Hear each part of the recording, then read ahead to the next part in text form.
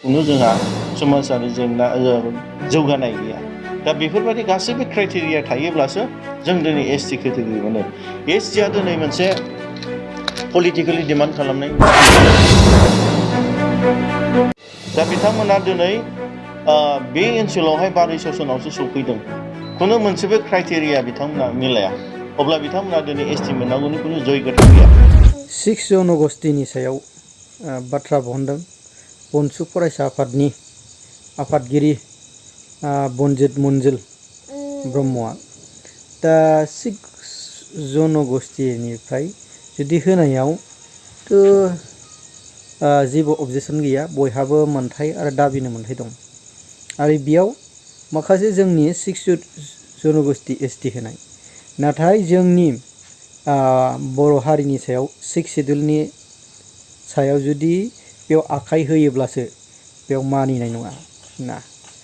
जोंनि 6 शेड्युल खौ जुदि बे मर्यादाखौ जुदि मोन्थाय मोननो लुगैबा दाबियोब्ला खिन्थु बाव जिरायनानै थानाय नङा बर'फ्राबो ना। आरो बियो मोनसे खोथा ओरैबायदि क्लियार खोथाया बेनो, जुदि बिसोरनो 6 जनगोष्ठीनो जुदि एसटि स्टेटास होनांगौ, बेयाव जुदि एसटि स्टेटास जोंनो बड'लेण्डआ सिगां होग्रोनांगोन, अब्लासो जोङो माखासे बर'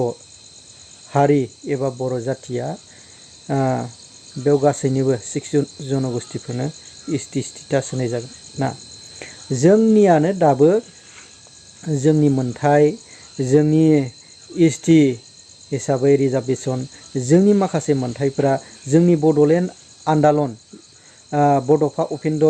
नाथ ब्रह्मनि जे आन्दालना जे जोंनियाव दासिमबो जाफुङाखै, बाव सोरबाया 6 जनगोष्ठी एसटि स्टेटास बिनायनि दावराव ना। अब्ला जोंनि बर'नि जे मोन्थायखौ मोनहोग्रो, जाफुंहोग्रो। नाथाय बिनि सायाव बे माखासे गोबां क्लियारिफिकेसन होदों बनसु फरायसा आफादनि बनजित मनजिल। दा बेयाव थाङैनि सिगां नै दा 16 नं निसिमा समस्तिनि जे बिनि सायाव हाग्रामा महिलारि सारा बै समनिफ्रायनो बुंबोबाय थादोंमोन, बे फरेस्ट डिपार्टमेन्ट एबा फरेस्ट मिनिस्टारखौ जेम्स बसुमतारिनो होनाय जागोन। दा बिनि सायावनो सासे एसएम एक्सप्लार हठात बानजायना बेंज्लाय नार्जारि, दा बियो मा पस्ट हगारदों, जेम्स बसुमतारियानो जेन'बा फैसा लाख ना क्रल होननानै बे माबायाव नायबानो जाबाय आरोखि। बेनि फेसबुकाव पस्ट होदों बियो, बे पस्ट होनायाव नायबानो जाबाय मा बुंदों ना। नोंथांमोना निस्सय बुजिबाय ना। नंमारगौ नामा बिनि बुंनाया? जुदि नङाब्ला बे पस्ट होनायनि सायाव मा एक्सन लागोन रायजो राजाफ्रासो बुंहरसिगोन ना।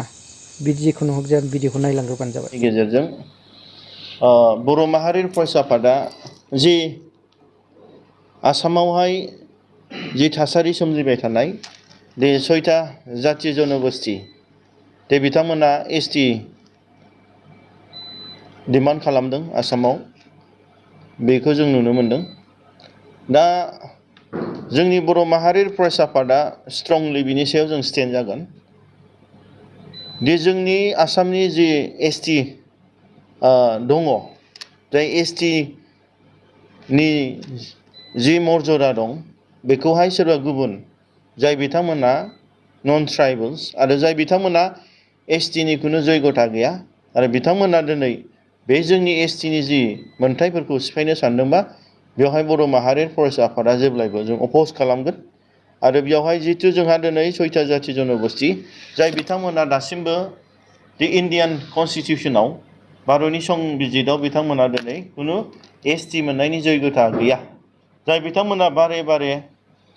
जोंनि भारतनि रेजिस्टार जेनेरेल अफ इण्डियाजों दिनै रिजेक्ट खालामजाबाय। नाथाय थेवब्लाबो बिथांमोना जोंनि आसामाव 6टा जाथि जनगोष्ठीया दिनै डिमान्ड खालामदों। बेवहाय जों स्ट्रंलि अपोज खालामदों एबा खालामलांगोन। आरो बर' माहारि फरायसा आफादा दि सोरबा नन ट्राइबेलफोर जाय बिथांमोना दिनै दि भारतनि संबिधान बादे दि एसटि मोननायनि केटेगरि दङ, बेवहाय दिनै बिथांमोनहा डिमान्ड खालामनायाव जोंहा बुंनांगौ गैया डेम'क्रेटिकेलि बयहाबो मोन्थाय दङ नाथाय जाय बिथांमोना दिनै भारतनि संबिधान बादे दे जोंहा मोनबा केटेगरि दङ बे मोनबा केटेगरि जाय बिथांमोना दिनै फुलफिल खालामनानै जे मोननांगौ बेवहाय संबिजिरारि जे मोन्थाय दं बेवहाय जोङो जेबो बुंनांगौ गैया बयहाबो मोन्थाय दङ नाथाय दिनै जाय आसामनि सयथा जाथि जनगोष्ठी बिथांमोना दिनै मोनसेबो बे मोनबा जे भारतनि संबिधान बादे क्राइटेरिया दं बेखौ सुफुंनो हायाखै जेरै जोंहा दिनै फार्स्टआवनो जोंहा दिनै प्रिमिटिभ ट्रेड्स होननाय दङ जाय बिथांमोना दिनै गोबाव समनिफ्रायनो बे ओनसोलावहाय हाजार हाजार बोसोर रायजो जानानै गावसिनिनो माखासे जि मावनाय दांनाय जाबोनाय गावसिनि समाज एबा गावसिनि जाथि हिसाबै थांनानै थाबोनायाव गोबां फुराना माखासे मेटेरियेल्सफोरजों दिनै सोलिबोदों जेरै जोंहा दिनै बर'फ्रा ट्राइबेल हिसाबै जोङो नांगोलनिफ्राय लानानै दिनै जोंहा माखासे जोंनो बानायनाय दिनै बान्दो बानायनो हानाय जोङो दिनै जोंनो जि दानाय जोंनो जि इन्दिनिफ्राय जि बरननानै जोंनो गाननाय जोमनाय बानायनाय जोंनि दिनै ट्रेडिसनेल जोंहा दिनै मेडिसिन मुलि लोमजानाय साजानाय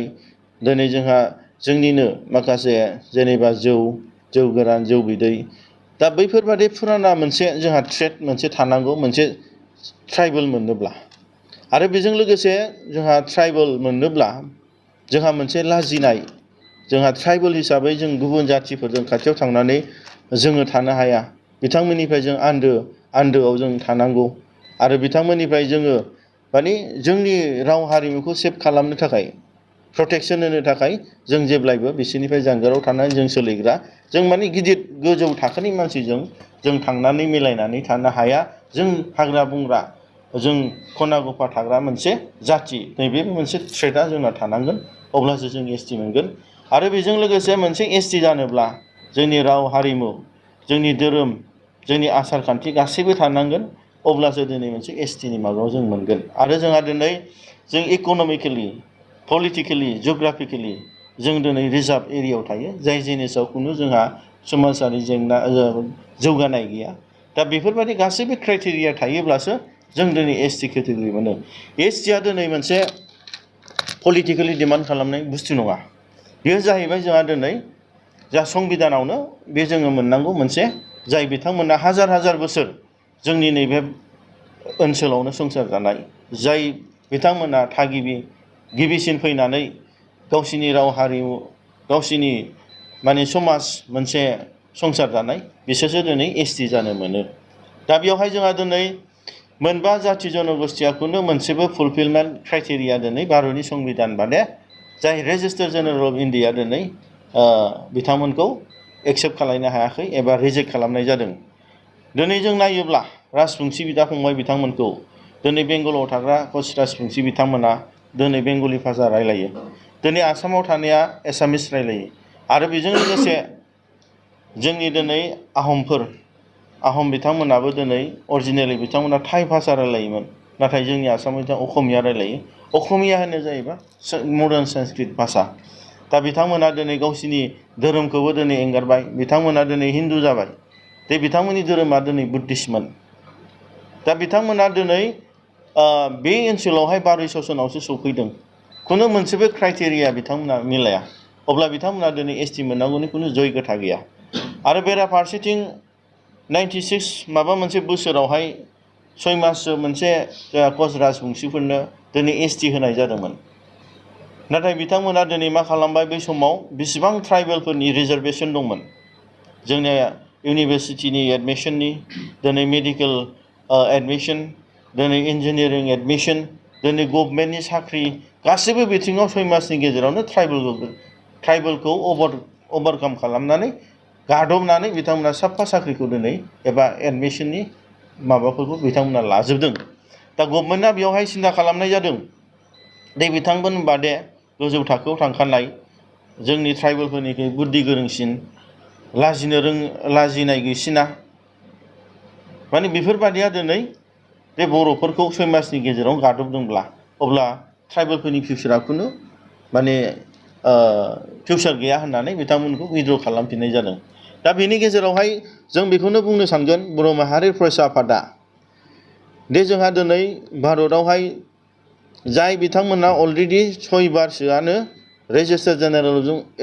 जेनेरेल अफ इन्डियाजों रिजेक्ट जाबाय जाय 6था जनगोष्ठी बिथांमोना डिमान्ड खालामदों आरो बे जिनिसखौ बिथांमोना बारे बारे पलिटिकेल एंगलजों लाबोनो सानदों खिन्थु जाय जिनिसा दिनै जाथावना नङा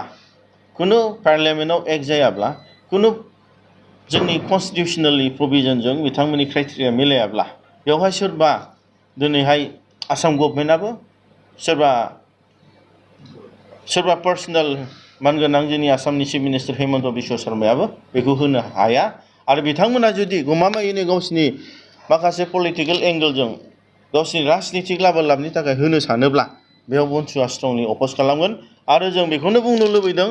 दे जोंनि आसाम गभर्नमेन्टखौ बिथांमोनहा गावसिनि माखासे सार्थनि थाखाय होयोब्ला जों बिथांमोनखौ बुंगोन 1 सेकेन्डबाबो 1 मिनिट आगोलबाबो 1 घन्टा सानसे आगोलबाबो बड'लेण्डखौ बर'फोरनो होग्रोनांगोन अब्लासो बिथांमोना बै 6था जाथि जनगोष्ठीनो आलादा गावसिनि एसटि स्टेटासखौ होनो हागोन बेनि थाखायनो जों गोख्रों भाबै बनसुआ जों दिनै स्टेन्ड जागोन खुनु पर्यायै जोंनि रेजिस्टार जेनेरेल अफ इन्डिया भारतनि संबिधाननि एगेन्स्टै जोंनि आसामाव ट्राइबेलफ्रा खहा जायोबा खुनु बनसुआ दिनै जिरायनानै थानाय नङा जों स्ट्रंलि बेयाव जों स्टेन्ड जागोन आरो बर'फोरनि एबा जोंनि आसामनि दा एक्जिस्टिं जे ट्राइबेलफोरनि जे एसटिनि मर्जा दं बे मर्जायावहाय बनसुआ जेब्लाबो स्टेन्डआव दं जुदि जोंनि 6 जनगोष्ठी स्टेटास एसटि बिनायनि सायाव जुदि बर'नि सायाव माबा मोनसे गोनां इसु बा गेदेर इसु दङब्ला बेयाव बयबो सोरबा दैदेनगिरिया जाया मानो बाव मोनसे हथातखिरि बिसोरनो होनायनि लामायाव फैया ना जुदि कारेक्टब्ला जुदि बिसोरो नंगौमोनब्ला जुदि 6 शिड्युल 6 जनगोष्ठी स्टेटासा जुदि बिनायाव सेन्ट्रेलाव मानो एफाबांनाखि केन्सेल जाबाय थाखो फारफ्रामनिफ्रायनो थानांगोन बेहाय जा हारियाव 6 शिड्युलनि जेनेबा स्टेटास थायो एबा गासै गाननाय जोमनाय राव हारिमु थायो ना बै समाव ब्रिटिशफ्रा जोंनो होलांनाय बर' हारिनो होलांनाय बर' हारियाव बर' हारि जाथिया जाहैबाय बयजोंबो मिलायनो हाग्रा नम्र जाथि बिसिना जेबो नांलाय खमलाय गैया रावजोंबो दाङा बाजि गैया बैबायदि होननानै ब्रिटिशफ्रा मोनसे बै समाव जारिमिन गैया होननानै बिसिनि हारिया नरम गुरै जाथि होननानै बिसोरो मा बुंनांगौब्ला गोबां दङ बिसोरो खानस्रि एम्बु अनेक जाग्रा बा जेन'बा एम्फौ एनला जाग्रा होननानै बै समाव 6 शिड्युलाव रोखा रोखा लिरलांनाय दङ नोंथांमोना संबिधानाव नायबा नुगोन मा लिरलांदों बर' हारिनि थाखाय नाथाय जोंनि बे बर' हारिनि थाखाय दिनैसिमावबो जे बड'फा उपेन्द्रनाथ ब्रह्मआ जोंनो 6 शिड्युल एबा बर' हारिनि गेरेमसा माहारिखौ दालांनो जे सिमां आरो मिजिं थिलांदों बे जोंनि मोगथां महराव नुवाखै नाथाय 6 शिड्युल स्टेटास जुदि बिनायाव सेन्ट्रेलनिफ्राय जुदि माबा मोनसे होनांगौ दङब्ला बा सेन्ट्रेलनिफ्राय आलदा एक्सट्राबा बेयाव बुंनांगौ खोथा गैया नाथाय जोंनि 6 शिड्युलनि सायाव आखाइ जुदि होनांगौब्लासो बाव मोनसे बर'नि फरायसा आफादा ओरैनो जिरायनानै थानाय नङा बे खोथाया गिदिर इसु ना अब्ला जा बिसोरो बयहाबो बिनाय एबा दाबिनायाव बयहाबो डेम'क्रेटिक दङ बयहाबो मोनथाय दङ नाथाय बेखौ होनाय होयैनि सायावसो बिजिरनानै नायगोन ना बेसो मेन गिदिर बाथ्राया जिखुनु हक जाया मानो रायजोफोर जुदि नोंथांमोना आंनि गोदान भिडिअ बा चेनेलाव गोदान बा चेनेलखौ साबस्क्राइब खालामदो आरो बे कमेन्टनि गेजेरजों नोंथांमोनहा आंनि भिडिअ जुदि मोजां नांदोंब्ला कमेन्टजों फोरमायहरबानो जाबाय।